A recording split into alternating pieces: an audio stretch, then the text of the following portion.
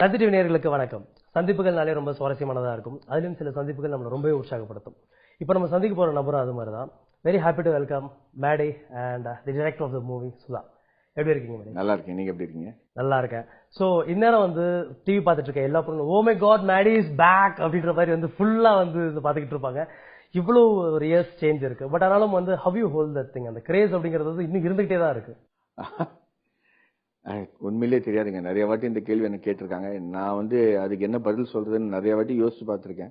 But I don't have an answer for that. இதெல்லாம் கடவுள் கொடுத்த ஒரு வரப்பிரசாதம் அப்படின்ட்டு நான் போயிட்டே இருக்கேன். பிகாஸ் நான் செய்யறது என்னோட படங்கள் தான். அதுவும் மனசால ரொம்ப விரும்பி ஹார்ட் ஒர்க் செஞ்சு ஒவ்வொரு படமா தேர்ந்தெடுத்து நான் பண்ணிட்டு இருப்பேன்.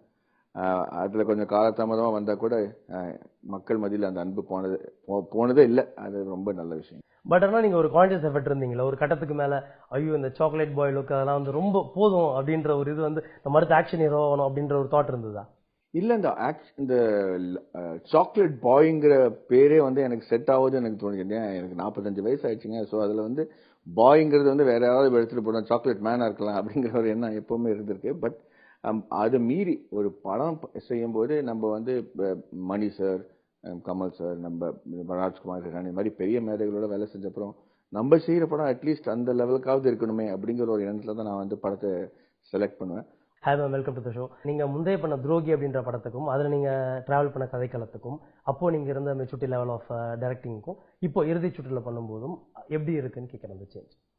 ரொம்பவே மெச்சூர் ஆயிட்டேன்னு நினைக்கிறேன். அடிபட்டு இப்போ இந்த படத்துக்கு வரும்போது கொஞ்சம் I think I am better. Okay. But ஆனா இங்க வேணாம், கோலிவுட் இல்லாம பாலிவுட்லயே டிராவல் பண்றதுக்கு ஒருத்தர கம் பேக் ஹோம் அப்படின்ற மாதிரி திரும்ப எப்படி இங்க எடுத்து? அப்படி இல்ல, நான் என்னைக்குமே இவர் எங்கேயோ போயிட்டார் அப்படின்னு நினைச்சதே இல்ல. Because we've always been in touch. And என்ன தமிழ் படம் ரிலீஸ் ஆனாலும் he'll keep asking me. அந்த மாதிரி எனக்கு இவர் தமிழ் இல்லன்னு எனக்கு என்னைக்குமே தோணுது இல்ல. Hindi also is not like he was doing like some 100 films. Same Tamil எப்படி பண்றாரோ அதே மாதிரி தான் ஹிந்திலயும் பண்ணிட்டு இருந்தாரு. 1 film he'll take at a time, 2 films like that.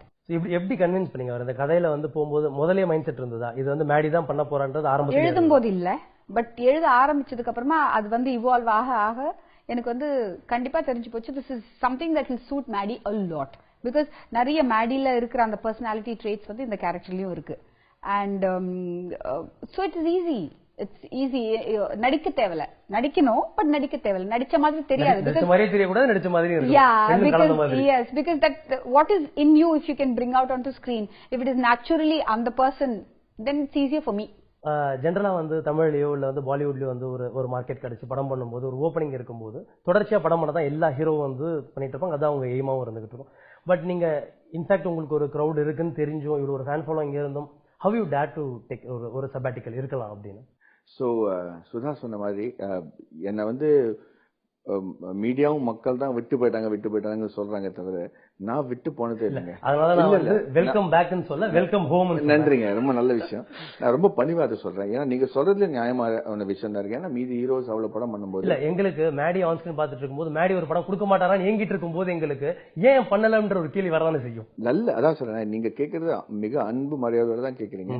ஆனா நான் என்ன சொல்ல வரேன்னா, எனக்கு இந்த படம் பண்றதுக்கு 3-4 வருஷம் ப்ரிப்பரேஷன்லயே போயிடுதுங்க. இந்த மாதிரி ஒரு கதை தேர்ந்தெடுத்து இவங்க அந்த கதை சொல்லும் போது அதுல மயங்கி இந்த மாதிரி படம் செய்யணும், இந்த கதைக்கு நான் மரியாதை கொடுத்தா தான் இந்த படம் நல்லபடியா வரும் அப்படிங்கிற ஒரு எண்ணத்தோட 1.5 வருஷம் ட்ரெயின் பண்ணி அந்த பாக்ஸிங் கத்துக்கிட்டு அதுல பேடிங் கத்துக்கிட்டு பாடி ஏத்திட்டு வரதுக்கு எனக்கு என்ன மாதிரி ஆளுக்கு அது ஒரு கிட்டத்தட்ட 1.5 வருஷம் ஆகும். வாயில அந்த பிரேசஸ் போட்டு திக்கு வாயா இருந்துட்டு 1 வருஷம் சரியா சாப்பிட முடியாம டப்பிங் பண்ணும்போதுதான் வாயிலாம் ரத்தம் வரும். ஸோ அப்படி நான் இப்ப திடீர்னு சுதா நீங்க படத்தை 3 மாசத்துக்கு முடிங்க, எனக்கு அடுத்த படத்துக்கு போகணும், முடிய வெட்டணும், தாடி இருக்கணும்னு அவங்களாலும் பண்ண முடியாது. அதுவும் இந்த மாதிரி கதைக்கு ப்ரொடியூசர் கிடைச்சு அதை அவங்க நம்பி நீங்க என்னவாவது செய்யுங்க, 1 வருஷத்துக்கு ஷூட் பண்ணுங்க, 40 நாளுக்கு ஷூட் பண்ணுங்க சொல்ற ஒரு ஆளு கிடைச்சு, அதுவும் ஹிந்தில. நான் எப்பவுமே ஒரு போராட்டம் எப்பவுமே நான் நடந்துட்டு இருக்கேன். அதை பத்தி நிறைய பேருக்கு தெரியாது. பட் என்னை பொறுத்த வரைக்கும் அதுல பெரிய வெற்றின்னு நான் நினைக்கிறேன். தமிழ்ல இருக்கிற கலைஞர் எல்லாமே நான் முடிஞ்ச வரைக்கும் நேஷனல் ஒர்க் எடுத்து போலான்னு பாக்கிறேன். அது நான் என்னோட 2வது படம் மின்னலையில இருந்தே ஸ்டார்ட் பண்ணிட்டேன். நான் மின்னலைங்கிற படத்துல இந்த கௌதம் மேனன் ஹிந்தியில டைரக்ட் பண்ற வரைக்கும் நான் பண்ண மாட்டேன், ஹாரிஸ் ஜெயராஜ் மியூசிக் பண்ற வரைக்கும் நான் பண்ண மாட்டேன்னு சொல்லிதான் அவங்களை கூட்டு போனாங்க. அண்ட் அந்த மாதிரி எல்லா விக்ரம் குமார பாருங்க, அவங்களையும் நான் ஹிந்தியில கூட்டு போனேன். சோ எனக்கு அவங்களை கூட்டு போன பெருமைங்கிறது இல்ல, இவங்க திறமை வந்து ஆல் இந்தியா லெவலுக்கு எஸ்டாப்ளிஷ் ஆகணும் அப்படின்னு இருக்கு. அவங்களுக்கு அந்த ஆல் இந்தியா லெவல் அவங்கள பாராட்டக்கூடிய ஒரு திறமை இருக்கு. அதனாலதான் அவங்கள நம்ம கூட்டு போறோம். ஈவன் நம்மளுடைய தமிழுடைய டெக்னீஷியன்ஸ் எல்லாமே வந்து பாலிவுட்ல வந்து மிகப்பெரிய ஒரு மரியாதை பெரிய பேருங்க. சும்மா நினைச்சாலும் இல்லை. அங்க இருக்கிற டாப் படத்துல ஏதாவது ஒரு படத்துல மெயின் டெக்னீஷியன் தமிழ்காரர் எல்லாமே எனக்கு காட்டுடுங்க. குறிப்பா சொல்லணும்னா ஷாருக் அவருடைய படங்கள் எல்லாத்துலயுமே வந்து தமிழ் டெக்னீஷியன் மிகப்பெரிய அளவுல இருப்பாங்க. ஷாருக் படம் சரி, சஞ்சய் லீலா பன்சாலி படம் சரி, சல்மான் படம் சரி, யஷ்ராஜ்ல சரி, ராஜு இரானி படம் எல்லாத்துலயும் ஒரு மினிமம் ரெண்டு மெயின் டெக்னீஷியன்ஸ் வந்து தமிழ்காரங்களா இருப்பாங்க. சோ அந்த மாதிரி ஒரு டேலண்ட் அப்படி அவங்க போயிட்டு மறுபடியும் தமிழ்ல வரும்போது அதே எக்ஸலன்ஸ் கொண்டு வந்து இங்கேயும் தமிழ் சினிமா நல்லா வளருங்கிற எண்ணத்தோட தான் நான் போறேன். மேடம் சொல்ற மாதிரி நானும் ஹிந்தில ஒரு வருஷத்துக்கு 3 படமோ 4 படமோ செஞ்சது கிடையாது. அங்கேயும் 3 இதே கம்ப்ளைண்ட் தான். அங்கேயும் உங்களுக்கு எவ்வளவு பிடிச்சிருக்கு, நீங்க போய் தமிழ்ல ஏன் படம் பண்றீங்க? சார் நான் தமிழ்லயும் பண்ணல அப்படின்னு சொல்லும்போது அவங்களும் இதே மாதிரி கேள்வி கேட்கறாங்க. பட் அந்த அன்பு இருக்கிறது ரொம்ப பெரிய விஷயங்க. I am very happy, I am very blessed. நம்ம டெக்னீஷியன்ஸ் பத்தி பேசிட்டு இருக்கோம். நம்மளுடைய தமிழ் இண்டஸ்ட்ரியில் இருக்க டெக்னீஷியன்ஸ் மிகப்பெரிய இடத்துல எவ்வளவு ஆகிட்டே இருந்துகிட்டு இருக்காங்க. நீங்க நடிக்க வந்த ஆரம்பத்துல 99ல நீங்க பார்த்ததா இருக்கட்டும், மேபி ஃபர்ஸ்ட் தமிழ் ஃபிலிமா இருக்கட்டும், அப்போ இருந்ததுக்கும் இப்போ இருக்கிறது நீங்க டெக்னிக்கலி எப்படி பாக்குறீங்க நம்மளுடைய இண்டஸ்ட்ரி? உண்மையை சொல்ல போனா எல்லா டெக்னீஷியன்ஸ் இப்ப தமிழ்நாட்டுல எக்ஸ்பர்ட்டா இருக்கிற டெக்னீஷியன்ல வந்து எனக்கு பி சி ஸ்ரீராம், ரஹ்மான் தான் இன்னும் தெரியுறாங்க. அந்த காலத்துல இருந்து ஒண்ணு இங்க இருக்கிறவங்க மீதி எல்லாம் பாம்பேக்கே போய் செட்டில் ஆயிட்டாங்க. எல்லாரும் அங்க பிளாட் வாங்கி அங்கதான் இருக்கிறாங்க பொதுவா. அப்புறம் நம்ம தமிழ்நாட்டுக்கு வந்து மலையாளத்துல இருந்து கொண்டு வர வேண்டியிருக்கு, வெளியில இருந்து கொண்டு வந்திருக்கு. But technique has changed a lot. ஒரு காலத்துல நானும் கமல் சாரும் வந்து சினிமால இனிமே பிலிமே இருக்காது, எல்லாம் டிஜிட்டலா மாறும்னு சொல்லும்போது கேவலமா சிரிச்சாங்க. நார்மலா கூட இல்ல, கேவலமா பேஸ்டா இருப்பாங்க இருக்குன்னு நம்ம சொல்லி முடிக்கிறதுக்குள்ளயும் அந்த கேமரா எல்லாம் ஆப்சல்யூட் ஆயிடுச்சு. அது மாதிரி அந்த அந்த அந்த ஃபியூச்சர் என்ன நடக்க போகுதுங்கிறது தெரிஞ்சு சில டெக்னீஷியன்ஸ் தானே இவால்வ் பண்ணிக்கிறாங்க. அதுக்கு ஒரு நல்ல உதாரணம் சொல்றேன். அப்போ இருக்கிற கேமராமேன் எல்லாம் பிலிம்ல தான் கத்துக்கிட்டாங்க. பி சி ஸ்ரீராமா இருக்கட்டும், யாரா எல்லாம் பிலிம்ல தான் கத்துக்கிட்டாங்க. அதுல வந்து மேஜரா பெரிய மேதியா இருந்தாங்க. டிஜிட்டல் வரப்போகுது அப்படின்னு தெரிஞ்சு அதுலயும் அவங்க கத்துக்கிட்டு அதுலயும் வந்து கொடி கட்டி பறக்குறாங்கன்னா அது எவ்வளவு பெரிய எவல்யூஷன் பாருங்க. நமக்கு எல்லாம் தெரியும், நான் மணிரத்னமோட 10 படம் பண்ணிட்டேன், நான் ரஹ்மான் சங்கரோட 4 படம் பண்ணிட்டேன், இனிமே எனக்கு சினிமா பத்தி நீங்க சொல்லிக் கொடுக்காதீங்க அப்படின்னு நிறைய பேர் சொல்லலாம். சொன்னவங்க எல்லாம் வெளியே போயிட்டாங்க. அதுதான் உண்மை. So you have to go back, be a student and say, எனக்கு டிஜிட்டல் பத்தி ஒன்னும் தெரியாது, இந்த சின்ன பையனை கூப்பிட்டீங்க வாப்பா என்ன அது சொல்லிக் கொடு அப்படின்னு சொல்லி தன்னோட இருக்கிற திறமை மறுபடியும் அந்த புது you have to do that, no? So இதான் இப்போ வந்து இப்போ நம்ம இவ்வளவு நேரம் இந்த இண்டஸ்ட்ரி பத்தி பேசிட்டு இருந்ததுக்கு ரீசன் வந்து மேடி வந்து எவ்வளவு வந்து ஒரு சினிமால வந்து ஒரு நடிகரா இருக்காருன்றதை தாண்டி எவ்வளவு அதை நேசிக்கிறார் அப்படிங்கிறது வந்து புரிஞ்சது. ஸோ இப்போ இந்த இறுதி சுற்று எப்படி ஆரம்பிச்சது, எப்படி வந்து அதுல மேடியை ஃபிட் பண்ணீங்க? 2011, long ago. ரொம்ப உழைச்சிருக்காங்க. யாராலையும் இந்த மாதிரி உழைக்க முடியல. இல்ல அப்படிலாம் இல்ல. Like see, everybody works hard. எல்லா படத்துக்குமே அது ஓடுன்னு சொல்லிட்டு தான் நம்ம பண்றோம். எல்லா படத்தும் நல்லா வரணும்னு சொல்லிட்டு தான் நம்ம வந்து உழைக்கிறோம். Even Drohi, I didn't put even 1% less work in Drohi than in this film. Drohi was anyways a good movie actually. Well, if it was commercially successful, then you would have celebrated it. If it was not, இந்த இடம் தான் இந்த commercial அப்படிங்கிறது, ஒரு நல்ல படம் அப்படிங்கிறது, நல்ல படமா இருந்தாலும் அது கமர்ஷியல் வெற்றி அப்படிங்கிறது வந்து வெறும் வந்து இந்த எலிமெண்ட்ஸ்னால கமர்ஷியல்ங்கிறது டிசைட் ஆகுதுங்களா, இல்ல வந்து இந்த கதைக்களம்னால டிசைட் ஆகுதா? மக்கள் தான் டிசைட் பண்றாங்க. I think so. அது மக்கள் வந்து பிடிக்கலனா அதுக்கு ஏன் பிடிக்கலங்கிறது வந்து நம்ம புரிஞ்சுக்கிட்டா நம்ம புத்திசாலி. மக்களுக்கு அறிவு இல்ல, அதான் படம் அவங்க பழைய அவங்களுக்கு புரியல அப்படின்னு சொன்னா நம்ம வளரவே மாட்டோம். அன்பே சிவம்ங்கிற ஒரு படம் இன்னைக்கு வந்து ஒரு கிளாசிக் இருக்கலாம், ஆனா அன்னைக்கு அது ஒரு தவறான படம். அன்னைக்கு வந்து நம்ம மார்க்கெட் பண்ணதும் சரி, இல்ல எப்படி நம்ம கதை சொல்ல வந்தோமோ எல்லாம் தப்பா இருந்திருக்கலாம். அது இருந்திருக்கு அப்படின்னு நம்மனாதான் நம்மளால அடுத்த கட்டத்துக்கு போக முடியும். நான் என்ன சொல்றேன்னா, இன்னைக்கு இருக்கிற there is no longer any longevity. Okay, ஒரு காலத்துல 100 நாள் 200 நாள் 300 நாள் 500 நாள் மரோ சரித்திரானால I remember I was a little baby and I was like some 6 years old. I don't remember, but bus area Adiyarla irundha my cousin would bring us, we were Telugus, and we'd go and watch Maro Charitra and Sapphire Theatre, you know. ஒரு 10 வாட்டி பார்த்திருப்பேன். அதெல்லாம் வந்து it ran for 2 years. பயணங்கள் முடிவதில்லை ran for 2 years. இன்னைக்கு எங்கங்க 2 நாள். You want to take out all your money in those 2 days. So today I am saying, from the time of Drohi, if your opening is not right, you've sunk. அதான் opening சரியில்லைன்னா உங்க படம் வந்து அப்படிதான் ஊத்திக்கிச்சுன்னு தான் அர்த்தம். பட் ஆக்சுவலி இதுக்கே வந்து ஐ ஷுட் போ யூ. ஏன்னா இந்த ஹானஸ்டா ஒத்துக்கிறது அப்படிங்கறதே வந்து இல்ல அது யாருமே வரலங்க. அந்த படம் பாக்குறதுக்கு ஆள் ஒரு 10 பேர் உள்ள வந்தாங்களோ 100 பேர் உள்ள வந்தாங்களோ அதுக்கப்புறமா அந்த படம் உட்கார்ந்துருச்சுன்னா அது வேற விஷயம். எவனுமே பாக்கலையே. அப்புறம் டிவில பார்த்து அங்க பார்த்து இங்க பார்த்து எனக்கு போன் அடிக்கிறாங்க. நல்ல மூவி பண்ணிருக்கீங்க, நல்லா பண்ணிருக்கீங்க, இது பண்ணி. இவருக்கே கூட ஐ வாஸ் இன்சிஸ்டிங், நீங்க வந்து முதல்ல நான் பண்ண படம் பாருங்க. பாக்கல அவரு. இன்ஃபேக்ட் நான் துரோகி கதைக்கே நான் மேடி கிட்ட தான் போனேன். Okay, I went to him first and then it was almost through and then it was not through, whatever. Several things happened. அவர் இல்ல அந்த படத்துல. பட் படம் பார்க்கல. பட் நான் இந்த கதை சொன்ன உடனே he never looked, அந்த flashback எல்லாம் எதுவுமே இல்ல. He didn't say நீ என்ன மாதிரி படம் பண்ணிருக்க, நீ உனக்கு தகுதி இருக்கா, நீ உனக்கு டைரக்ஷன் பண்ண வருமா, அது எதுவுமே கேள்வி கேட்கல. He looked at my script, he said I'm on. I still have that message. He says like I'm on, I'm doing this film, you've cracked it. Okay, அதுக்கப்புறமா அதெல்லாம் ஓகே பண்ணி கதெல்லாம் ஓகே பண்ணி I signed up with a producer.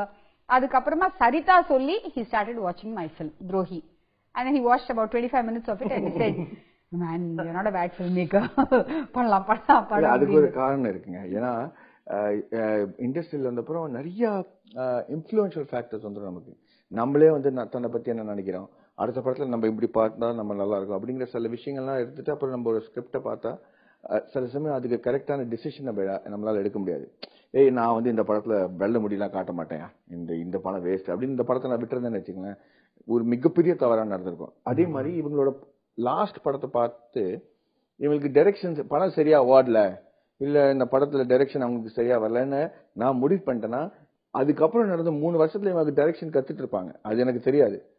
But அந்த ஒரு முட்டாள்தனத்தினால அவட miss this film. So I would have இந்த ஸ்கிரிப்டோட திறமை என்ன, ஒரு கதை நம்ம கிட்ட வரும்போது இதை மக்கள் எப்படி பார்ப்பாங்க, இதுக்கு சேர்ந்து ஆளுங்க எப்படி ஹார்ட் ஒர்க் செய்யறாங்களா இல்லையா அப்படிங்க சொல்லும் போது சுதாவை பத்தி நான் என்ன கேள்விப்பட்டேன்னா செம்ம ஹார்ட் ஒர்க்கிங் பொண்ணு, சினிமா அந்த ப்ராஜெக்டுக்காக என்ன செய்வாங்க. அந்த 2 விஷயம் வந்தப்பறம் எனக்கு that's all I want. அதுக்கு மேல எனக்கு எதுவுமே தேவையில்லை. அதுக்கப்புறம் then you know the film will happen. Story line சொல்லும்போது வந்து முதல் ரியாக்ஷன் என்ன இருந்தது? He said give me 48 hours. 48 hours, I sleep very early. Morning 6 o'clock he called me once again. Super excitement. Maddie adha, there are no half measures. Pudikilena pudikila. Pudichana pudichu. Avla. So சண்டை போட்டாலும் அப்படிதான் இருக்கும், சண்டை வந்தாலும் ஒரு நிமிஷம் தான் இருக்கும், அது சரியானதும் அப்படிதான் இருக்கும். knee jerk reaction is like extreme emotions. So he loved it and அப்பல இருந்து இப்ப வர நான் சொல்றேனே, நான் நிறைய வாட்டி நான் வந்து I was like broken. I decided இது வேண்டாம், வேற ஏதாவது படம் பண்ணலாம். ஆக்சுவலி ஹிந்திக்கு தான் நிறைய போராட்டம் பண்ண வேண்டி இருந்து, தமிழுக்காவது ஒரு ப்ரொடியூசர் கிடைச்சாங்க. ஃபர்ஸ்ட் ஹிந்தியில கிடைச்சிட்டாங்க, அப்புறமா அவரு போயாச்சு, இன்னொருத்தர் போயாச்சு, அப்புறமா தமிழ்ல கிடைச்சாங்க. அப்ப தமிழ் பண்ணலாம் அப்படின்னு சொல்லி we had the money, everything was ready. He is saying no, this is a pan Indian film. ஏன்னா டெல்லியில ஆரம்பிச்சு சென்னைக்கு வந்து திரும்ப ஹிசார் எல்லாம் போய் ஹரியானா போய் அந்த இமோஷன்ஸ் ஆர் யூனிவர்சல். சோ இது வந்து it lens it self to Hindi அப்படின்னு சொல்லிட்டு ஹிந்தி அண்ட் தமிழ்னு சொல்லி போராடி ப்ரொடியூசரை கொண்டு வரதுல இருந்து ராஜ்குமார் ஹிரானி கிட்ட வந்து இந்த படத்தை எடுத்துட்டு போனதுல இருந்து எல்லாமே வந்து மேடி. அந்த பேனர்ட்ட போகும்போதே வந்து மக்கள் முடிவு பண்ணிருப்பாங்களே இது வந்து கட்டாயமா வந்து ஒரு நேர்த்தியான படம், நேர்மையான ஒரு படமா இருக்கும் அப்படிங்கிற அந்த ஒரு கான்ஃபிடன்ஸ் வந்திருக்கும்ல? இல்ல எப்போ நீங்க வந்து ப்ரொடக்ஷன் பண்ணலாம்ன்றது உங்களுக்கு முன்னாடியே வந்துச்சு, ப்ரொடக்ஷன் பண்ணலாம் அப்படின்ற ஐடியா? பொதுவாகவே வந்து எந்த மாதிரி நான் கதை எடுத்துட்டு போனாலும் மென்னிலேங்கிற கதை வந்து முடிவு பண்ணும்போது கூட அதுக்கு ப்ரொடியூசர் கிடைக்கல. ஓகே, எல்லாரும் வந்து அலைப்பாயுது, ஹீரோ வந்துட்டாரு சைன் பண்ணலாம், ஆனா கௌதம்லாம் வேண்டாங்க, புது டைரக்டர்லாம் வேண்டாம், பெரிய டைரக்டரோட வேலை செய்யும் அப்படின்னு சொன்னாங்க. அவங்க சொல்றது நான் தான் இருந்துச்சு. ஆனா எனக்கு வந்து கண் முன்னாடி ஒரு நல்ல ஸ்கிரிப்ட் தெரியுது, ஒரு அருமையான மியூசிக் டைரக்டர். நான் போய் அந்த ப்ரொடியூசர்கிட்ட பேசும்போது இது வந்து நல்ல கதைங்க அப்படின்னு சொல்லி டாக்டர் முரளி வந்து ஓகே அப்படின்ட்டாரு. சரி இதை டீம் பத்தி சொல்லு அப்படின்னு சொன்னா வேடிக்கையா போச்சு. ஏன்னா இயக்குனர் யாரு, புது இயக்குனர் சார் கௌதம் முதல் வாட்டி படம் பண்ணிட்டு இருக்காரு. ஓ, கேமராமேன் ராஜசேகர் சார் அவரும் முதல் வாட்டி படம் பண்ணிட்டு இருக்காரு. ஆக்ஷன் வந்து பீட்டர் சார் அவரும் முதல் வாட்டி படம் பண்ணிட்டு இருக்காரு. அப்படியா? அப்புறம் கேமராமேனும் புது சார் ராஜசேகர் அவரும் முதல் படம். காஸ்டியூம் கூட அண்ணுங்க புது முகம். ஹீரோயின் அவங்களும் ஒரு புது. ஏன் இழிச்சவாய் நினைச்சிட்டு இருக்கேன், நீ என்ன நினைச்சிருக்க, நீ எக்ஸ்பெரிமெண்ட் பண்றீங்க, என் காசு தான் கிடைச்சது அப்படின்னு கேட்டாரு அவரு. இல்ல சார், இது வந்து இதுதான் கண்டிஷன் தான் நம்ம உங்ககிட்டயே வந்திருக்கோம், இது எல்லா ப்ரொடியூசரும் நம்ம துரத்திட்டாங்க, தயவுசெய்து நம்பி பண்ணுங்க, இந்த படம் நல்லா இருக்கு. ஆனா என்னன்னா எனக்கு அவ்வளவா தமிழ் அப்போ பேசி அவங்களுக்கு வந்து புரிய வைக்க வராது. டாக்டர் முரளி ஓரளவுக்கு ஆங்கிலம் பேசிடுவாரு. சோ ஆங்கிலம் பேச மாக்கிட்டேன் அவரு. அதுல வந்து எஸ்கேப் ஆயிட்டோம் அந்த படம். அதே மாதிரி இந்த படத்தை கூட நான் எடுத்தப்பறம் எனக்கு ஒரு விஷயம் நல்லா புரிஞ்சு போச்சு, இது ஈஸியா பண்ண கூடிய படமா இல்லை. ஏன்னா யாருமே இதை நம்ப மாட்டாங்க. ஹிந்தியில கூட தன்னு வச்சு ஒரு படம் பண்ண அதுலயுமே அதே போராட்டமா இருந்துச்சு. ஆனா இது வந்து ரொம்ப படுத்துச்சுங்க. ஏன்னா நிறைய வாட்டி ராத்திரி வந்து ஒரு ஆத்திரத்துல நான் வந்து எழுந்துப்பேன். என் தலைகாணிலாம் அப்படியே தண்ணியா இருக்கும், அவ்வளவு அழுதுருப்பேன் நான் கோவத்துல. நான் மட்டும் தான், எனக்கு மட்டும் தான் தெரியுது அந்த படம். நான் அவ்வளவு பெரிய எழுச்சவன், இருக்கிறேன், எதுக்கு இப்படி பண்ணிட்டு இருக்கேன், கோவத்துல எல்லாம் புலம்பிருக்கேன் நான். அப்போதான் ஒரு மனைவிக்கு என்ன தோணும், ஒரு மனைவி என்ன தோணுது, என்னையா பாவம் அப்படி இருக்காரு.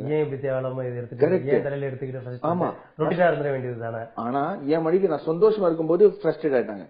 என்னையா உன் கண்ணுல வெறிய காணும், ஒரு மண்ணு காணும் அப்படின்னு. ராத்திரி புலம்பு கொண்டு எழுந்தனா கண்ணாடியெல்லாம் அடிக்கிறேன், இந்த படம் நல்லா வர மாட்டே அப்படின்னு சொல்ற ஒரே பொண்ணு என் மனைவிதான். வேக ஃப்ரஸ்ட்ரேட்டா வெரி குட் அப்படின்றாங்க அவங்க. சோ அந்த மாதிரி இருக்கிறதுனால ஒரு கட்டத்துல வந்து சைன் பண்ற, அவங்க தெரியும், அந்த சைன் பண்ற 2 நிமிஷம் முன்னாடி இந்த கான்ட்ராக்ட் இது ஆயிடுச்சுங்க, ரத்து பண்ணிட்டாங்க. இது அவங்க ஏதோ ஒரு கிளாஸ் சொன்னாங்க, நானும் சசியும் போட்டு ஐயா இது ரொம்ப கேவலமா இருக்குன்ட்டு அந்த ப்ராஜெக்ட் ட்ராப் ஆயிடுச்சு. அன்னைக்கு நான் வந்து ரொம்ப மத்தியானத்து ஒரு கொஞ்சம் லெங்தியான ஆன்சர் சொல்லிடுறேன். அது ராத்திரி மத்தியானம் 2 மணி இருக்கும். சசி வந்து மேடி நான் வந்து தமிழ்ல நல்ல ப்ரொடியூசர், இவங்க என்ன வந்து அசிஸ்டன்ட் மாதிரி இங்க ட்ரீட் பண்றாங்க, நான் போறேன் அப்படின்ட்டு போயிட்டாரு. அண்ட் அப்பவே எனக்கு அவருக்காக நான் வருத்தப்பட்டேன், சுதாக்காக வருத்தப்பட்டேன். ஏன்னா எல்லாருமே அவங்களே நிறைய வாட்டி எங்கிட்ட சொல்லியிருக்காங்க, மேடி வேற ஏதாவது படம் பண்ணுவோமே, இல்ல வெறும் தமிழ்ல மட்டும் பண்ணிடுவோமே அப்படின்னு அவங்க சொல்லவே, சரி தப்பா இருக்கே அப்படின்னு நான் வண்டியில உட்காந்து என் வீட்டு வெளியே, அபார்ட்மெண்ட் வெளியே நான் உட்காந்து, எனக்கு ஒரு ஃப்ரெண்ட் இருக்காரு யூஎஸ்ல, அவருக்கு ஃபோன் பண்ணேன். இந்த படத்தோட ட்ரைனிங் எல்லாம் இந்த மாதிரி மசில் பில்டப் எல்லாம் பண்றது அவங்க வீட்டுல உட்காந்து நம்ம எல்லையில பண்ணோம். அவருக்கு கிட்டத்தட்ட 45 வயசு, என் வயசு தான். நான் கடைசி கம்பெனியை வந்து கிட்டத்தட்ட 90 கோடி ரூபாய்க்கு வித்துட்டு ரிட்டையர் ஆயிட்டது. அவரு பெரிய சக்சஸ்ஃபுல் ஒரு ஆண்டர்பிரினர். அவர்கிட்ட பேசும்போது நான் சார் பரேஷ் நான் தோத்துட்டேன், எனக்கு வரல, அது சரிபட்டு வரல, நான் அந்த படத்தை விட போறேன், because I want to do something else. எனக்கு காசே இல்லை, எல்லா காசும் போயிடுச்சு, இனிமே வீடு நிலம் வித்து தான் வாழணும், அந்த மாதிரி நிலைமைக்கு வந்துட்டேன். I don't want to do this அப்படின்னு. அப்போ ஒரு விஷயம் எங்கிட்ட ஒரு விஷயம் சொன்னார், நான் மறக்கவே மாட்டேன். சார் மேடி, இந்த 3வது கம்பெனி நான் வந்து 90 கோடி ரூபாய்க்கு விற்கிறதுக்கு முன்னாடி 2 வாட்டி நானும் போண்டியே ரோட்டுக்கே வந்துட்டேன். அது வந்து இப்ப என்னோட நான் 90 கோடி ரூபாய்க்கு இந்த கம்பெனியை வித்திருக்கேங்கிறது என்னோட வெற்றி கிடையாது. அதுக்கு முன்னாடி 2 வாட்டி போண்டி அனுப்புறோம், அதுல கிடைச்ச அனுபவங்களை வச்சு நான் விடாம ஒரு போராட்டம் செஞ்சு அடுத்த கம்பெனியை ஃபார்ம் பண்ணணும்னு ஒரு எண்ணம் வச்சேன் தெரியுமா, அதுதான் வந்து என்னோட வெற்றிக்கு அடையாளம். நீ இது வரைக்கும் நான் எனக்கு தெரியும் 3 வருஷமா எவ்வளவு சமந்துட்டு போயிருக்க அந்த படத்தை, இப்போ நீ டிராப் பண்ணிட்டனா அடுத்த வாட்டி இந்த லெவல் கூட நீ ரிஸ்க் எடுத்துக்க மாட்டேன். So you have to finish this. உனக்கு என்ன வேணும், உனக்கு காசு வேணுமா, நான் கொடுக்குறேன், என்ன படுத்த முடியும் அப்படின்னு. அது அவர் சொல்லவே என் கண்ணில் அப்படியே அழுது வந்துச்சு. சசி நான் ஏன் யோசிக்கல அப்படின்னு யோசிச்சேன்னா, அது சரி இன்னைக்கு ராத்திரி வந்து என்ன நடந்தாலும் சரி இதுக்கு ஒரு முடிவு எடுக்கலாம் அப்படின்னு ஒரு முடிவோட ஒரு கேள்வி நான் கேட்டேன். எனக்கு மட்டும் தான் இந்த கதையில இருக்கிற திறமை தெரியுதா, இல்ல உண்மையிலேயே இந்த கதையில திறமை இருக்கா அப்படிங்கிற ஒரு கேள்வி வந்தோடனே, நான் இந்தியாவிலே நம்பர் 1 ஸ்கிரீன் பிளே ரைட்டர் வந்து எனக்கு தெரிஞ்சு ராஜ்குமார் ஹிரானி சார், அவரே என்னோட நல்ல நண்பர். அவர்கிட்ட போய் நான் கதையை சொல்ல போறேன், அவர் என்ன எப்படி ரியாக்ட் பண்றாரு அது மட்டும் நான் டிசைட் பண்ணிக்கலாம்னு முடிவு பண்ணேன். அவருக்கு எஸ்எம்எஸ் பண்ணி, அவர் ராத்திரி என்ன மறுபடியும் எஸ்எம்எஸ் பண்ணி, அவர் பிகேங்கிற படத்துல இருந்தாரு, உடனே போன் பண்ணி என்ன ஆச்சு, எல்லாம் ஓகே ஆச்சு, எல்லாம் ஓகேங்க பேசணும் அப்படின்னா வந்துரு அப்படின்னாரு. ராத்திரி 12 மணிக்கு அவர் வீட்டுக்கு போய் சொன்னேன், என்னையா அப்படின்னு கேட்டாரு.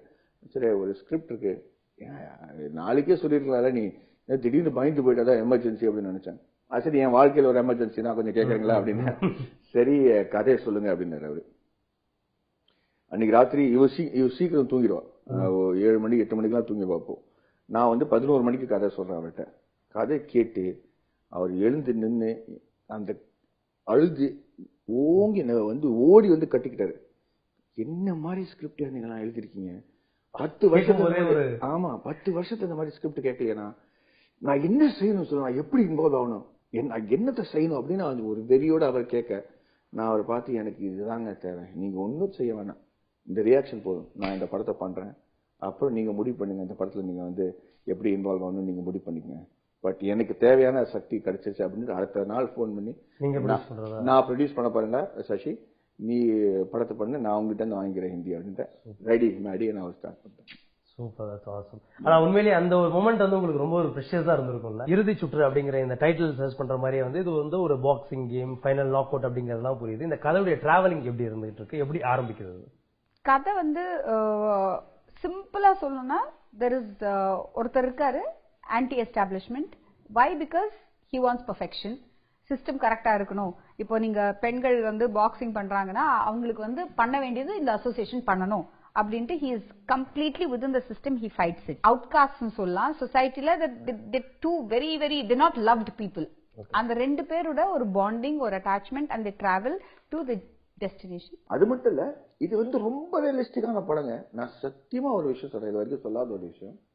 இந்த படத்துல இருக்கிற கடைசி 20 நிமிஷம் உங்களுக்கு பாக்ஸிங் தெரிஞ்சாலும் சரி, தெரியாம இருந்தாலும் சரி, கடைசியில நீங்க வந்து சேர்ல உட்காந்து எல்லாரும் பாக்ஸிங் பண்ணிட்டு இருப்பாங்க. எல்லாரும் உட்காந்து அது ஒரு வயசான கழுவி அட்ரி அட்ரி அப்படின்ற குத்திட்டு இருக்காங்க முன்னாடி இருக்கிற சேர. அந்த மாதிரி ஒரு உணர்வு வந்து உண்டாக்கக்கூடிய ஒரு ஃபில்ம் அது. அதுவும் ஒரு லேடி டைரக்டர் வர்றது வந்து எனக்கு தெரிஞ்ச ரொம்ப பெரிய கஷ்டமான விஷயம். இந்த வெர்ஷன்ஸ் ட்ரெய்லர் பண்ணும்போது கூட பாத்தீங்கன்னா தமிழ்ல வந்து கொடுத்த ட்ரெய்லர் வேற, ஹிந்தி வெர்ஷன் நீங்க பண்ணதே வேற. ஹிந்தில ஆரம்பிக்கும் போது வந்து ஸ்போர்ட்ஸ்ல வந்து நிம்மதியா விட்டீங்கன்னாவே வந்து ஒவ்வொரு ஏரியாலையும் ஒவ்வொரு குப்பத்திலயும் வந்து ஒரு ஸ்போர்ட்ஸ் பர்சன் இருக்கான் அப்படின்ற மாதிரி தான் ஆரம்பிச்சீங்க. பட் நீங்க நம்ம தமிழ்ல ட்ரெய்லர் கொடுக்கும்போது அதோடைய வெர்ஷனே வேற மாதிரி கொடுத்துருந்தீங்க. அந்த சேஞ்ச், ஏன்னா எங்களை பொறுத்த வரைக்கும் ஹிந்தில இருக்க ட்ரெய்லர் வந்து இட் ஹாஸ் மோர் ஜரிஷ்மா அப்படின்ற ஒரு ஃபீல் இருந்தது. ஒரு சக்தே மாதிரியோ அந்த மாதிரியான ஒரு சாயல்ல வர ஒரு படமா அப்படின்ற ஒரு எண்ணம் இருந்தது. ஏன் தமிழுக்கு வந்து அப்படி இல்லாம வேற ஒரு ஃபீல்ல ஒரு ட்ரெய்லர்? இல்ல, இது I think first of all ரெண்டு படத்துக்கும் வெவ்வேறு, இது வேற வேற படம், தனியா தான் எடுத்தோம், இது டப்பிங் படம் இல்ல அப்படின்றது கிளியரா அண்டர்லைன் பண்ணக்கூடிய ஒரு ஸ்ட்ராட்டஜி. அது இருக்கிற ஆர்டிஸ்ட் காம்பினேஷன் வேற வேற அண்ட் எடுத்தது வேற. இந்த படத்துல இருந்து இதை யூஸ் பண்ணலாம், அந்த படத்துல எக்ஸப்ட் ஆக்ஷன் பார்ட். அதர்வைஸ் உங்களுக்கு வந்து எக்கனாமிக்ஸ் ஒர்க் அவுட் ஆகாது. இப்போ என்ன நடக்குது, நீங்க இஞ்சி இடுப்பழகி எடுத்துக்கோங்க, இதெல்லாம் எதுக்கு ஒரு பெரிய ஹீரோ பண்ண, சூர்யா பண்ண ரத்த சரித்திரமே எடுத்துக்கோங்க. அவர் அது டைரக்ட் பிலிம், பட் ஒரு டப் ஃபீல் வருது இல்லையா ஹிந்தில ரிலீஸ் பண்ணும்போது. சோ இங்கே luckily for me both my films, அங்கேயும் தமிழ் படத்தை பத்தி பேசுறது இல்ல, இங்கேயும் தமிழ் படத்தை ஹிந்தி படத்தை பத்தி பெருசா பேசுறது இல்ல. சோ அது ஐ திங்க் அந்த விதத்துல we wanted that identity to be different. உங்களுக்கு எந்த ட்ரெய்லர் பிடிச்சிருந்தது? எனக்கும் அவங்களுக்கு எப்பவுமே ஒரு சண்டை தான். எனக்கு ஹிந்தி பிடிச்சிருக்கு, அவங்களுக்கு தமிழ் பிடிச்சிருக்கு. நிறைய பேருக்கு தமிழ் பிடிச்சிருக்கு, நிறைய பேருக்கு ஹிந்தி பிடிச்சிருக்கு. பட் வந்து இதுல என்ன ஸ்ட்ராட்டஜின்னு நான் சொல்லிடுறேன். ஹிந்தில அவங்க இது வரைக்கும் என்னோட ஆக்ரோஷம் கோவம் எல்லாம் பார்த்தது கிடையாது. எல்லாமே லவர் பாயா, ரொம்ப தெய்மேனு, நாட்டுக்கு நல்ல செய்யறவன், நேர்மையான ஒரு ஆளா தான் பார்த்துட்டு இருக்காங்க. திடீர்னு இந்த ரூபம் வந்து ட்ரெய்லர்ல பார்க்கும்போது அவங்கள வந்து ஃபுல் கிளட்டர் பேக்கராகி, இது நம்ம மேடியா, இதுக்கு முன்னாடி மனுன்னு ஒரு மிடில் ஏஜ் படம் பண்ணாரு, இப்போ திடீர்னு இப்படி இருக்காரு அப்படிங்கிற ஒரு எக்ஸைட்மெண்ட் உருவாக்கிச்சு அந்த ட்ரெய்லர். இங்க எல்லாருக்குமே நான் தம்பி பண்ணிருக்கேன், இது பண்ணிருக்கேங்கிற அந்த விஷயம் தெரியும். திடீர்னு நம்ம தமிழ் படம் ஸ்டார்ட் ஆகிற விதவே நீங்க பாத்தீங்கன்னா என்னன்னா இது புதுசா இருக்கு, இந்த மாதிரி மேடியா அப்படின்னு நினைச்சிட்டு அப்புறம் கதையில வரும்போது அது ஒரு வேற ஃபீல், ஒரு கியூரியாசிட்டி கிரியேட் ஆகுது. ஒரு சீன் நம்ம ஹிந்தியில சீக்கிரமா கட் பண்ணிருப்போம், தமிழ்ல அது கொஞ்சம் லிங்கர் ஆகி. ஏன்னா ஹிந்தியில இந்த படம் தமிழ்நாட்டில் தான் பேஸ் பண்ணிருக்கோம், புரியுது உங்களுக்கு? அதனால அங்க சில விஷயம் எல்லாமே சென்னை தான். அது வந்து நான் ஹிந்தி படத்துக்காக நம்ம பாம்பேன்னு காட்டுறோம், அது சென்னை தான். அதனால சில விஷயங்கள் வந்து நம்ம அவங்களுக்கு புரியுற மாதிரி கட் பண்ண வேண்டியிருக்கு. இங்க தமிழ்நாட்டுல அது அந்த சுதந்திரம் இருக்கு இல்லையா, அது வந்து ஒரு ஃப்ளோலயே போயிட்டு இருக்கலாம், நம்ம இம்ப்ரூவைஸ் பண்ண கூட அது வரும். அதே மாதிரி அதனால ஃபீல் வேறையா இருக்கும், நேட்டிவிட்டி செம்மையா இருக்கும். எனக்கு தெரிஞ்சு இதோட பெரிய கமர்ஷியல் படம் நான் பண்ணது கிடையாது, அந்த அளவுல கமர்ஷியல் பண்ணது. சோ இதுல வந்து மேடி அப்படின்னு இருக்கும்போது வந்து எல்லாருமே அந்த ஹீரோயின் அப்படின்னா வந்து அதுக்கேற்ற மாதிரி ஏதாவது பார்ப்பாங்க. எப்படி நீங்க வந்து ஒரு புதுமுகம், அவங்க வந்து நடிக்கவே தெரியாது, அவங்க உள்ள எடுத்து சொல்லலாம், அந்த டேரிங் எப்படி இருந்தது உங்க ஹீரோயின் இன்ட்ரோடியூஸ் பண்ணாங்க? நடிக்க தெரியாது, அதெல்லாத்தையும் மீறி எங்களுக்கு வந்து தேவையானது வந்து அவங்க பாக்ஸிங் பண்ணணும். So she is an international kickboxing and mixed martial arts champion. Okay. She is a boxer. Boxing வந்து ஒரு ஒலிம்பியன் கிட்ட இருந்து அவங்களுக்கு பாக்ஸிங் கத்து கொடுத்தோம். எவ்வளவு அது பிக்கப் பண்ணிக்கிறதுக்கு ஒரு hardly 1 month கூட ஆகாது. Because she is already into boxing. Almost another form of boxing. Okay. And she was terrific. And அவ என்ன சொன்னானா, அந்த சீன்ஸ் படிக்கும்போது ஐயோ இது என் வாழ்க்கையில் நடக்கிற மாதிரியே இருக்கே, இது என்னோட கதை மாதிரியே இருக்கே, இந்த பொண்ணு என்ன மாதிரியே இருக்காளே அப்படின்னு she was ஐடென்டிஃபை ஆனதுக்கு அப்புறமா ஸ்கிரீன் டெஸ்ட் எடுக்கும்போது அந்த பொண்ணுக்கு சரியா பண்ணாலோ இல்லையோ அதை விட்டுருங்க, கேமரா ஃபியர்ன்றதே கிடையாது, கேமரா ஃபியரே கிடையாது, என்ன அவ பாட்டுக்கு என்னமோ பண்ணிட்டு இருக்கா. So when you have that அந்த ஒரு inhibition இல்லனாலே you know you can work with this actor. So மத்த கேஸ்டிங் குள்ள எப்படி ஃபைனலைஸ் பண்ணீங்க வரதல? We didn't want, first of all we didn't want to cast typical, we didn't want to cast in the சினிமால இருந்து I mean regular artists வேண்டான்னு. அவங்க அப்பா அம்மா கேரக்டர்ஸ் வந்து பல்ஜிந்தர் அப்படின்னு சொல்லிட்டு நாட் வெரி வெல் நோன் அங்கே, ஆனா எக்ஸ்ட்ராடினரியா நடிக்கிறாங்க பாம்பேல இருந்து. And her sister's character again a very very important role in the film. அவங்க வந்து மும்தாஸ் சர்கார்னு சொல்லிட்டு she was also a boxer, national level boxer. She is an actress, Calcutta and she's brilliant. அப்புறம் Baljinder national award. Nassar sir வந்து எனக்கு வந்து அந்த அவை சண்முகில அவர் பண்ணது எனக்கு ரொம்ப ரொம்ப ரொம்ப ரொம்ப பிடிக்கும். சோ அதே மாதிரி ஒரு கேரக்டர் அவர் அப்ரோச் ஆன உடனே his reaction was exactly the same. அப்பா இந்த மாதிரி நான் பண்ணல, நான் பண்ணிடுறேன் அப்படின்னு. Radha Ravi sir, I just love his attitude. Off ஸ்கிரீனும் சரி எதுவும் அந்த கேரக்டருக்கு அந்த ஆட்டிடியூட் இருக்கும். அது நல்ல ஒரு படத்துல ஆக்சுவலி. சோ அதுவும் நிறைய நாள் ஆச்சு நம்ம பார்த்து.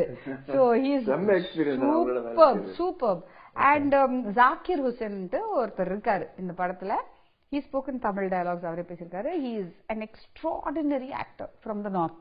ஏன்னா அது அவர் நார்த் இந்தியன் படத்துல அவரே தமிழ் பேசியிருக்காரு. அந்த சேம் அந்த நார்த் இந்தியன் டேஸ்ட் மாதிரி பேசுவாரு. பட் ராதா ரவி சார் என்னன்னு தெரியல, இந்த இன்டர்வியூல தான் இவ்வளவு பேசியிருக்காங்க அவங்க. இது எல்லாத்தையும் ஒவ்வொரு வார்த்தை 3 வார்த்தைக்கு பேசிட்டீங்கன்னா மிக்க நன்றி. உங்களுக்கு ஒரு கம்ஃபர்ட் ஜோன் கொடுத்துருக்கோம் நம்பிக்கை இருக்கு எங்களுக்கு. மேடியை வந்து உங்களுக்கு ஆஃப் ஸ்கிரீன் தெரியும், ஆன் ஸ்கிரீன் தெரியும். உங்களுக்கு வந்து ஒரு பெரிய டிராவல் ஜேர்னி வந்துட்டு இருக்கீங்க. ஒரு கொஸ்டின் நீங்க மேடிட்ட கேட்க நினைச்ச ஒரு கேள்வி, எது வேணா என்னவா வேணா இருக்கலாம். ஒரு கேள்வி, ஏதாவது ஒரு கேள்வி நீங்க கேட்க நினைச்ச கேள்வி, இல்ல சொல்ல நினைச்ச ஒரு விஷயம் எதா இருந்தா என்ன வேணா சொல்லுங்க. I think, see, I know him so well, I have no questions. Because Maddie's nature is very mercurial. You know, he is not your typical star. I want to do it, and the challenge, he's looking for this challenge. I want to be an actor first. He's an actor first. இப்போ நான் சொல்றேன், அந்த இப்படி குண்டாயிட்ட, நீ reduce பண்ணு wait, உன் கால surgery பண்ணு, முடியெல்லாம் வந்து வளர்க்கணும். And 2 years he let the முடி grow. இப்படியே வச்சுட்டு ஒரு he was very not very nice. இந்த ஸ்டைலிங் பண்றதுக்கு முன்னாடி he was roaming around looking like a பிச்சைக்கார மாதிரி இதெல்லாம் வச்சுட்டு இப்படி குப்புரு. அடுத்த ரோலா கூட இருக்கலாம். Yeah, so what do you have? What can you question such a fellow? He'll do everything for the film. That is what I have realized. Okay. So very nice having you. ஒரு சின்ன break அப்புறமா இந்த படத்தினுடைய heroine அவங்க இந்த படத்துல என்னென்ன விஷயங்கள் இருக்குன்றதை கேட்டு தெரிஞ்சுக்கலாம்.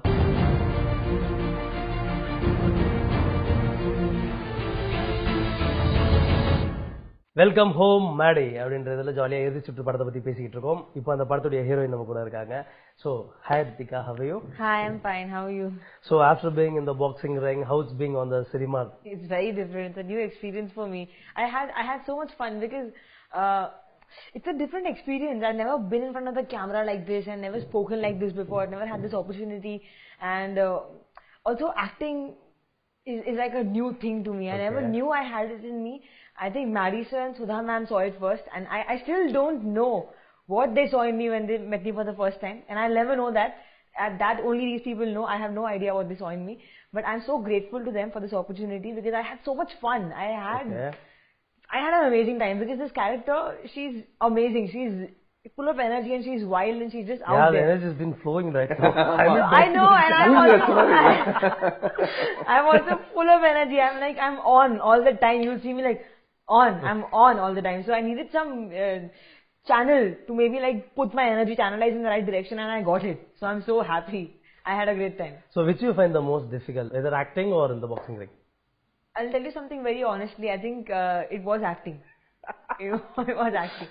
Because I know boxing also is tough. We train a lot, we take a lot of hits, but it's a 2 minutes ka round hota hai. There's a 2-minute round. It goes on for like 3 rounds or 4 rounds. It depends. If you're fighting pro, I fight pro also. Okay. It goes on 5 minutes, 3 rounds, or maximum 5 minutes, 5 rounds.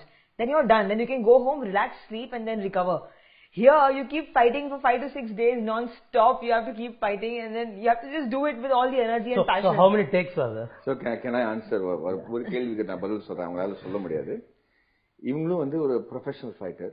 இவங்களோட கிளைமேக்ஸ்ல fight பண்ற ஒரு பொண்ணு world champion actually. இவங்க 2 பேரையும் வந்து இந்த match நீங்க தோக்கணும்னு சொன்னா மூஞ்சில வந்து சின்ன குழந்தை அரைஞ்ச மாதிரி ஒரு ஃபீலிங் அப்படின்னு வாங்க. ஏய் படம் கதை அப்படி நீங்க தோக்கணும்னா இவங்களுக்கு வந்து அடி வாங்குறது பிடிக்காது, தோக்குறது வந்து பிடிக்கவே பிடிக்காது. அது வேற சினிமாக்காக இந்த சீனுக்காக மட்டும் நீ தோத்துரு அப்படின்னா நிறைய வாட்டிங்க சத்தியமா சொல்றேன். இந்த பொண்ணுக்கு தெரியும் 2 பேரும் ரொம்ப கிளவர். இவங்க அடி வாங்கிட்டு இருக்கான்னு வச்சுங்களேன், கட்டு சொன்ன அப்புறம் அந்த பொண்ணு நடிச்சுட்டா டப்புனு அடிச்சிருவாங்க. கட்டு கேட்கவே இல்லை, கட்டு கேட்கல. ஏன்னா நீ வந்து கார்டு கீழே பண்ணி அவங்க அடிக்க போறாங்க, அதனால கார்டு கீழே பண்ணி அடி வாங்கிக்கனா முடியவே முடியாது. கடிச்சு வந்து கை வந்துடும், அப்படியே டங்கு டங்குன்னு வந்துடும். சோ அப்புறம் யாரும் சொல்லி மாதிரி நீங்க பண்ற வரைக்கும் நம்ம ஷூட் பண்ணிட்டே இருக்கணும்னா 2 பேரும் சண்டை போடுவாங்க 2 மினிட்ஸ்க்கு. அந்த பொண்ணு தான் அடிச்சுட்டு இருக்கானா அடி வாங்கணும் வாங்கணும் வாங்கணும் கட் சொன்னா அந்த பொண்ணு நிறுத்தலாம் டொப்புன்னு இந்த பொண்ணு அடிச்சிருவோம். ஏய் கட் ஆயிடுச்சுடா சாரி கேட்கலங்க அப்படின்னு ஒரு மனசு திருப்திக்காக வந்து கடைசியா பஞ்ச் அடிக்கிறது இவங்க தான் இருக்கும். So, இதுதான் இந்த ரியலிஸ்டிக்ல இருக்கிறவங்க கூட்டம் தான் இதுதான் பிரச்சனை. பெரிய பிரச்சனை. ஐயோ அந்த பொண்ணு இந்த பொண்ணுக்கு டபுள் சைஸ். ஓ இங்கிலாந்துல இருந்து வந்த பொண்ணு ஷீஸ் டபுள். சோ இவள வந்து தலையில அடிக்கணும். நிறைய வாட்டி இந்த பொண்ணு வந்து அடி வாங்கிட்டு ஷாட்ல ஓகே ஓகே அப்படின்னு அப்படியே சைட்ல போய் உட்காந்து. ஏன்னா பாக்ஸிங் பத்தி ஒரு விஷயம் உங்களுக்கு தெரியும். ஒரு பாக்ஸரை வந்து நாக் அவுட் பண்ணிட்டாங்கன்னா 3 மாசத்துக்கு அவங்க ஃபிளைட்டே பண்ண முடியாது கிட்டத்தட்ட. அந்த அது வந்து அந்த கன்கஷன்னால they have to wait and balance எல்லாம் கரெக்டுக்கு நார்மல் வரதுக்கு 3 மாசம் ஆகும். இவங்கெல்லாம் தினம் அடி டம்னு தலை அடிப்பாங்க. நான் ஹெல்மெட்டும் போட்டிருக்காங்களே தவிர but we keep telling them don't take it real, it's supposed to be a fight. நான் எங்க கேக்குறாங்க கட்டா அடி அப்புறம் கடைசியில வந்து உள்ள கோச்சா போகும்போது அடி விழுந்ததா? ஆமாங்க நல்லபடியா. நான் பெரிய தப்பு பண்ணேன். ஏன்னா மழை போல வந்துட்டான் இல்லையா, சரி நல்லா பில்டப் எல்லாம் பண்ணியாச்சு. ஃபர்ஸ்ட் ஷாட்ல நீ அடிமா கான்டாக்ட் பண்ண ரியலா இருக்கணும்னு சொல்லிட்டு அந்த பொண்ணை வேணாங்க மேடி சார் நான் வந்து பத்திக்கிட்டு படுகிட்டு போய் make it real, you have to make it just give it properly. ஷூட்டிங்ல பஞ்சு விட்டாங்க மூஞ்சில ஒண்ணு ஒரு பண்டலே சின்னதா போயிட்டு இந்த பல்லு அப்படியே உள்ள போய் அது எப்போ அடிச்சாங்கன்னே எனக்கு தெரியலங்க. ரியலிஸ்டிக்கா வச்சு டப்புன்னு பண்ணிச்சு அது பண்ணதான் ஞாபகம் இருக்கு. அந்த சீன்ல நீங்க பாத்தீங்கன்னா நான் நிறைய அப்படி சொல்லிருக்கேன். ட்ரெய்லர்ல வந்து ஒரு சீன்ல அவங்க சொல்லுவாங்க அவனுக்கு என்ன வேணும் மாஸ்டர் அப்படின்னு. நான் பார்த்து ரொம்ப எமோஷனலா நாக் அவுட் அப்படின்னு. ஆனா உள்ளுக்குள்ள ஒரு பல்லு வந்து நீங்க பாருங்க கிளியரா தெரியும் அந்த ஒரு பல்லு சின்னதா இருக்கும். அந்த மாதிரி அடி வாங்கியிருக்கிறான் அந்த சீன்லயே இருக்கு. Can I add something here? Yeah. See, so that's what he said. Like, you know, we fighters, this girl was a champion. I'm also not so bad as a boxer. So, you know, as human beings, we all have our egos, right? So, even we do. I don't have so much ego, but in a fight, we have to have it. Otherwise, you'll lose the fight. Okay. If you keep taking a hit and you can't reply, you can't answer back, then you're gone. You cannot be like, oh, ek mara, do mara, you're taking it and doing nothing. Here, I had to just take it with my hands. As a boxer, I keep my guard up always. I have to defend my face. I have to make sure my face is okay and I can counter. I can react. But here I have to keep my guard down. Imagine you can see all the punches coming. You can see everything coming. So you know that it's going to happen, but it's going to happen. You can't do anything. You have to just be like, okay, take it. You have to see it coming. You have to take it because you can't do anything about it. And it's like, it's frustrating. Over a period of time, you start believing that it's true. Okay. That's when it starts to hurt. If you feel like, you know, why am I not doing anything? When am I going to attack? I'm losing the fight. I'm losing the fight. You feel it for real. That's what happens. So I think that's where the whole... You made a lot of compromises. ஆமா அதான் அழகான படங்களை வந்து heroine வச்சு ஜாலியா சுத்த அந்த மாதிரி ஒரு படம் பண்ணலாம் இப்போதைக்கு போதும். So எப்படி இப்போ how far is Tamil good? Tamil language? I only know my dialogues. So all I know is and a few words which I used on the spot to improvise. Suppose if I say in Hindi, if I say na, tell me what's up. This is, I'm just improvising. So in Tamil also I need something to improvise. After I finish my line, I can't just be blank and look at you. So I need some lines like solla, all that. So right now the movie is going to be a hit and it is a hit. So there will be a lot of heroes will asking for a date. Then what will we do? Like in Tamil movies. I don't know. Maybe I'll decide if the script is good, if the story is good, if the character is good. Then I'll do it. நான் எதிர்பார்த்த பதிலே கிடைச்சிருச்சு. I said तेरे को भी मेरी बीमारी हो गई स्क्रिप्ट पढ़ेगी ये. And then of course you are my mentor, so of course. No. This comes. I look at scripts and do movies. Yeah. So you also got the same disease now. So you'll have nobody looks. Heroines don't look at scripts. They only look at the checkbook and contract and they say yes. That's what you should do. No, but I will. Can I have this dialogue asking you? உனக்கு என்ன வேணும் master? Yeah. உனக்கு என்ன வேணும் master? இங்க ஒண்ணு. Oh sorry. இன்னும் அந்த பழைய அலைப்பாயிலே உள்ளே இருக்க மாதிரி தெரியுது. இல்ல but tell them the dialogue that you see me for the first time. Now I'm looking at you and நான் வந்து தமடிச்சிட்டு அவங்கள பார்த்துட்டு இருக்கேன். Please. I say okay. Think. ஏய் போட்டனா டம்ம இருக்கும் வாய் இருக்காது. சிஸ்டர் சொல்றீங்களா? அம்மா. I laughing. In the film? I don't remember. See, it will not come naturally because I'm dressed like this. Oh, so dressing is the major cause for that. Obviously, I felt that way. I was that girl because of the dressing. I felt so free with myself. I was just sitting like this. So if you have your tees and shorts, then you'll feel like a boxer. I'll do it again. I'm telling you, but now I can't. How you are comfortable with the dancing? The dancing was fun. So I was supposed to do the Kuttu dance, which is you are supposed to do those limited movements. So what happens as a Mumbaikar, some movements come naturally to me. Like While boxing, were you like being a partying and dancing and all? No, I'm not a party girl. I don't like to party at all. That's just not me. So, and this is a different song. You're just free and you're just, enjoying. This girl is very happy and celebrating with her sister and they're just dancing. It was fantastic. I had so much fun. I felt so free. I felt like a bird. It felt amazing. Okay. So, right now, Maddie is your co-star. Have you watched Maddie movies? I have. I've watched all his Hindi movies. Which was your favorite? It has to be Rehna Hai Tere Dil Mein. Minnale. Okay. So right now, you have opportunity to ask one question to Maddie, which you can ask. What do I ask him? She's asking the director. Director artist. Director artist. Anything. Was he a heartthrob? He still is. What do I ask you? Anything. That's another கேட்டாங்க. What do you have? அதான் கேள்வி. Yeah, I asked the question there. Share us something which we doesn't know about Maddie. I'll tell you. This is very. I have an answer. Okay. She's giving another punch. So I think as a person, he's very selfless. There were times where he had nothing to do with me. The camera was here. I was just supposed to act looking into the camera. He was not even needed. But he used to be here and he used to give me his lines. He used to give me the cue. So I feel it and I react to it. He used to literally be there. He could have just gone to his caravan and relaxed and then slept and all that. But he never left. He wanted to make sure that I do my shot properly and I finish it. And then the director is happy. So he stayed there for me to do well. How cool is that?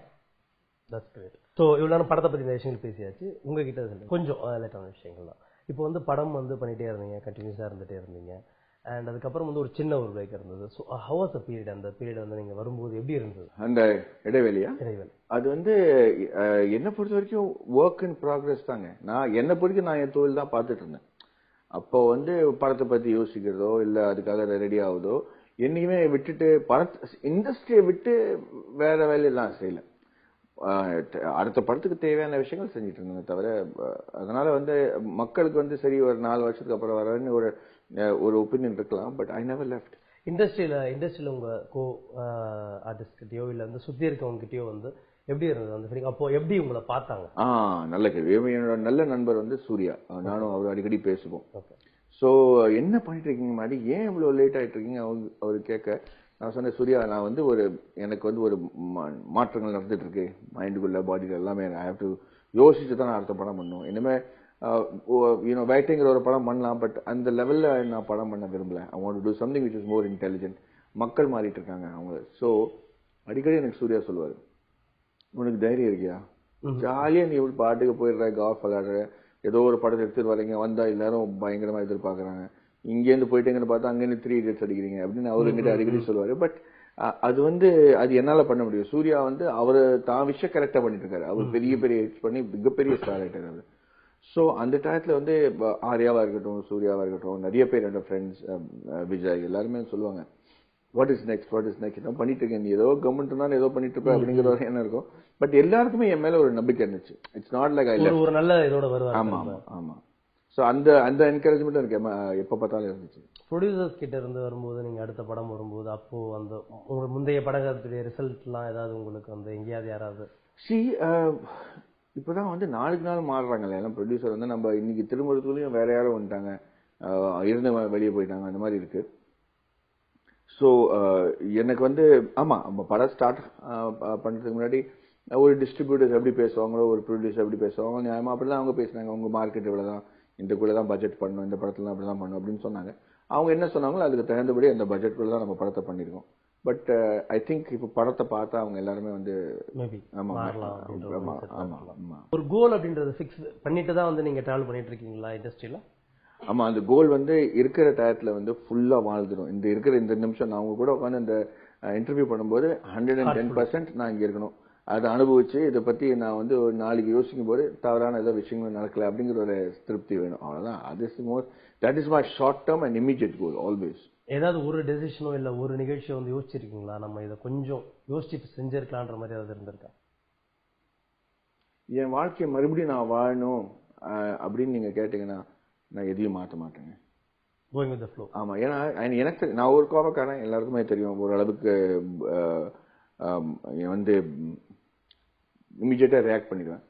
But 99% அதுல வந்து ஏதாவது ஒரு நியாயம் இருக்கும். அதனால நான் வந்து ரொம்ப கெட்டும் போல எனக்கு பெரிய வருத்தமும் இல்லை. So I think I live the life I been leading. But நீங்க பண்ண படங்கள் இப்போ கமல் சாரோட நீங்க பண்ண படங்களா இருக்கட்டும், நீங்க சொன்ன மாதிரி அன்பே சிவம் அப்படிங்கிறது வந்து ஒரு நல்ல படம். ஆனா அது வந்து அப்போ வந்து அப்படி இல்லாம இருந்தது. நீங்க கமல் சார்ட்ட பேசும்போது பேசியிருக்கீங்களா எப்பயாவது, இல்ல ஷேர் பண்ணிருக்கீங்களா, இல்ல நீங்க பண்ண படங்களை பார்த்து யோசிச்சிருக்கீங்களா, நம்ம அவசர கொடுக்கத்தனமா வந்து கொஞ்சம் ஒரு 5 வருஷம் கழிச்சு கொடுக்க வேண்டிய படத்தை முன்னாடியே கொடுத்துட்டோம் அப்படிங்கிற மாதிரி யோசிச்சிருக்கீங்களா? அந்த விஷயம் ஷேர் பண்ணிருக்கீங்களா எப்பயாவது? நிறைய வாட்டி நம்ம பேசியிருப்போம். அவரும் என்கிட்ட சொல்லியிருக்காரு 5 வருஷத்துக்கு அப்புறம் ரிலீஸ் பண்ணா கூட அதே ரிசல்ட் தாங்க இருக்கும். இல்ல நான் கேட்கறேன், அப்போ அந்த ஆடியன்ஸ் உடைய மைண்ட் செட், ஆடியன்ஸ் சேஞ்ச் ஆகுறது எல்லாமே இருக்கும் இல்லையா? அவங்க இன்டெலிஜென்ட் ஆயிடுவாங்க, எல்லாமே இருக்கும். ஆனா மாதவன் கமல் சார் சேர்ந்து வராங்கன்னா முதல்ல வந்து அவங்க ஒரு காதல் கதை தான் எதிர்பார்ப்பாங்க. 2 பேருமே காதல் மன்னனுங்க அப்படிங்கிற ஒரு பேர் வாங்கி வச்சிருக்கோம் நம்ம. ரெண்டாவது வந்து கமல் சார் நம்ம அடிக்கடி பேசும்போது நம்ம ரொம்ப சீக்கிரமா ரிலீஸ் பண்ணிட்டோம் அப்படின்னு யோசிக்கிறோம். But I think both of us decide அது வந்து மேபி அது எப்போ ரிலீஸ் பண்ணாலும் அந்த மாதிரி தான் அதுக்கு ரிசல்ட் வரும். So you have to just give the intelligence to audience and say அவங்க மாறுறாங்க, அதுக்கு தகுந்தபடி நம்ம மாறணும். அண்ட் எந்த படம் எப்போ ரிலீஸ் ஆகுதோ அது விதி அதுதான் அப்படின்னு முடிவு பண்ணிட்டோம். ஸோ நீங்க வந்து வெபினா part of Hollywood, Bollywood and Kollywood எப்படி பாக்குறீங்க அந்த இண்டஸ்ட்ரி? 3 இண்டஸ்ட்ரியில இருக்க வித்தியாசம் என்னவா பாக்குறீங்க? ஒரு விஷயம் அந்த இண்டஸ்ட்ரியில இருக்கிறது இதுல இல்லன்னு நினைக்கிறது என்னவா இருக்கு, இல்ல ஒரு விஷயம் இதுல இப்படி இருந்தா நல்லா இருக்கும்னு நினைக்கிறது என்ன? ஹிந்தியில வந்து டெக்னீஷியன்ஸ் பெருசா பெரிய அளவில் அவங்க வந்து உலகம் முழுக்க அங்கேருந்து அவங்க எக்ஸெப்ட் பண்ணிப்பாங்க. ஸோ அதனால அவங்க வெவ்வேறு சப்ஜெக்ட்ஸ் ட்ரை பண்றாங்க. பீக்குங்கிற ஒரு படம், 3 இடியட்ஸ்ங்கிற ஒரு படம் அங்க பண்ண முடியுது. இங்கே அது வரைக்கும் ஒன்றும் வரல. ரெண்டாவது வந்து காலிவுட்ல நீங்க பாத்தீங்கன்னா ஒரு பயங்கரமான படம் பண்ணாங்க இப்போதைக்கு, பாகுபலி அப்படிங்கிற ஒரு படம். அந்த மாதிரி படம் ஏன் தமிழ்நாட்டில் வரக்கூடாதுங்கிற ஒரு எண்ணம், ஒரு குறை எனக்கு இருக்கு. என்ன எல்லா டெக்னீஷியன்ஸ் இருக்கிறதுனால அவ்வளோ காசும் இந்த இண்டஸ்ட்ரியில இருக்கு. தமிழ்நாட்டில் வந்து மக்களும் சரி, தமிழ் சினிமால சேர்ந்தவங்களும் சரி, எல்லாரும் சினிமா ஒரு வெறியோட ட்ரீட் பண்றாங்க. ஒரு ஃபேன்னா உண்மையான ஃபேனா இருக்காங்க, ஒரு இயக்குனர்னா வெறி பிடிச்ச ஒரு இயக்குனரா இருக்காங்க. இண்டஸ்ட்ரியிலேயே எல்லாரும் இருக்காங்க. அது வந்து ஒரு வெறியோட ஒரு பேஷனோட இந்த இண்டஸ்ட்ரியில இன்வால்வ் இருக்காங்க. அது வந்து நம்ம தமிழ் இண்டஸ்ட்ரிக்கு மட்டும்தான் பொருந்தும் அப்படின்னு சொல்லலாம். நம்ம ரஹனா ஹே மேரே தில் மே அங்கதுல இருந்து தானூர் ரிட்டர்ன்ஸ் வரைக்கும் அங்க இருந்த மாதவனுக்கும் இங்க இருக்கிற மாதவனுக்கும் என்ன வித்தியாசம்? ஒரு 15 கிலோ இல்ல அதுல இருக்கும்போது வந்து அப்ப உங்களுடைய அந்த ஹிந்தி மார்க்கெட்ல உங்களுக்கு எப்படி இருந்தது? அங்க ஆரம்பிக்கும் போது இருந்த விஷயம் என்னவா இருந்தது? இப்போ நீங்க ரீச் ஆயிருக்க இடம் பார்க்கும்போது எப்படி? ஏன்னா ஒரு 250 crores தாண்டி ஒரு பிக்கஸ்ட் கிராஸரா இருந்தது அது. ஸோ போராட்டங்கள் அதே தானே, என்ன போராட்டம் அப்ப இருந்துச்சோ அதே மாதிரி போராட்டம் இப்பதான் இருக்கு. ஒரு பேரோட அப்போ வந்து நான் 3 கோடிக்கு போராடிட்டு இருந்தேன், இப்ப நான் 30 கோடிக்கு போராடிட்டு இருக்கேன். ஸோ அது இது அப்படியே தான் இருந்துக்கிட்டு. ஆமாங்க. ஓகே, ஒரு விஷயம் வந்து மாதவன்ட்ட வந்து இதுதான் என்னுடைய பிளஸ் அப்படின்னா பிளெக்சிபிலிட்டி. இந்த ஒரு விஷயம் தான் மாதவன் அழிக்கிறது. இதுதான் மாத்திக்கிட்டா மாதவா எங்கேயோ இருப்ப, பொறுமையே இல்லை. ஓகே, ஸோ ஒரு சேஞ்ச் வந்து சொசைட்டில இருக்கணும் அப்படின்னா என்ன நினைக்கிறீங்க? நம்ம தேசத்தை பத்தி முதல்ல யோசிக்கணும், அதுக்கப்புறம் தான் இது எல்லாத்துக்கும் நம்ம யோசிக்கணும். ஸோ இனி மாதவன் வந்து எங்களுடைய இருப்பாரு, இங்க நிறைய படங்கள் பண்ணுவாரா அப்படின்னு கேட்கிற கேள்விகளுக்கு நல்ல படமா பண்ணிட்டு இருப்பாரு. அதுல கொஞ்சம் காலதாமதம் வந்தா கூட நான் மன்னிச்சிருக்கேன், அதான் சொன்னேன் நம்ம. ஸோ சேம் கூட சொல்லிட்டீங்க. ஆமா.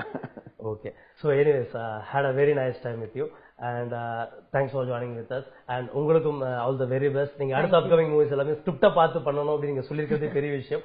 அதே கோட்ல அப்படியே போனீங்க அப்படின்னா for sure will be a very big actress. Thank you so much. And இறுதி சுற்று அப்படிங்கிற படத்தை பார்க்குற ஆடியன்ஸ்க்கு இல்ல பார்த்தவங்களுக்கு பார்க்க வரவங்களுக்கு என்ன சொல்லுங்க? ஒரு தரமையான படம், குடும்பத்தோட போய் தியேட்டர்ல பாருங்க. அது முழு சந்தோஷமா வந்து நீங்க தியேட்டர்ல தான் பார்க்க முடியும். I promise that this film will not disappoint you and please watch the film and please love and support us. Thank you. Can you have a punch? Madi? Why? Why? Just punching romancing, yeah, punching and all is over, just romance left right now. Okay, so இவ்வளவு நேரம் இறுதி சுற்று படத்துல welcome home Maddy அப்படின்னு சொல்லி அவர்கிட்ட நிறைய பல விஷயங்களை பகிர்ந்திருக்கோம். இந்த படத்துல இருக்க விஷயங்கள், அவர் கடந்து வந்த பாதைகள், இந்த படத்துல என்னென்ன விஷயங்கள் இருக்கு பாக்குறதுக்குன்ற பல விஷயங்களை பத்தி பேசியிருக்கோம். மேடி படம் பண்ணல, ஏன் பண்ணல அப்படின்ற பல கேள்விகள் கேட்டவங்களுக்கு இந்த இன்டர்வியூல வந்து பதில் கிடைச்சிருக்கும்னு நினைக்கிறேன். சோ அவர் ஏன் படம் பண்ணல, நல்ல கதைகளோட வந்துகிட்டு இருக்கும்போது அதை ஊக்குவிப்போம் அப்படின்னு இந்த தியேட்டர்ஸை மட்டும் பார்க்கணும்னு சொல்லி உங்ககிட்ட நன்றி கூறி விடைபெறுகிறது சதீஷ்.